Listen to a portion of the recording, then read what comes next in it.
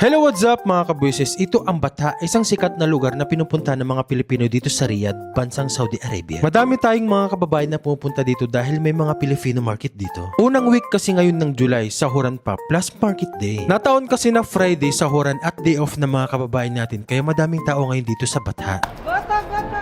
Dito kasi kadalasan ang puntahan ng mga Pilipino mga kabwises. Iba rin talaga kasi ang pakiramdam no, kapag madami ka nakikitang mga kababayan mo. Feeling mo na sa Pilipinas ka na rin kapag nandito ka kasi sa Batha. Kung sa Baclaran at Divisoria ay madami ka nakikita nagbebenta sa mga gilid-gilid. Ganito rin sa Batha, parang Baclaran at Divisoria at kaliwat kanan din ang mga bangketa. Oh, di ba? Para ka na rin talaga na sa Pilipinas, no? Dito kami mag-grocery sa Elite 10 Hypermarket.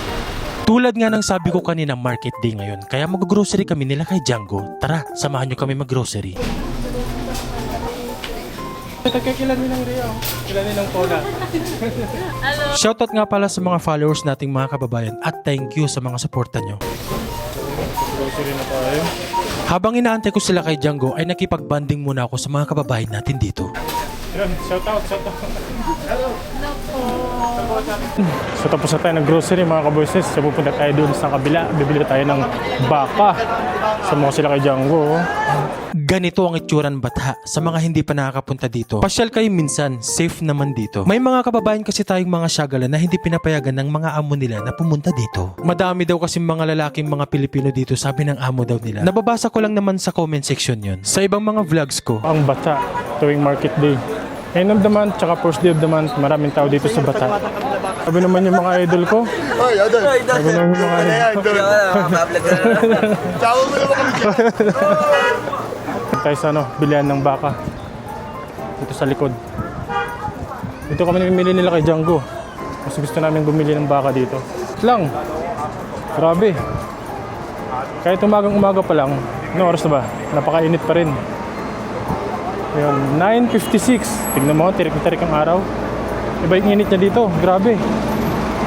Oh, mukhang fresh yung ano dito ah. Oh. Bilihan ng ano. Dito kami bumibili ng baka. Sakit ng pako ah. Para yung yun, sa mga gustong lumalay yung rayuma. Bay pi atay. May paa ng kambing. Pang pinakaitan. May baga. Yan, may anong tawag diyan? Isaw. Yan. Bibili tayo ng 1 kilong pinapaitan. 1 kilo lang. 25? 23. Sa gear. Sabak.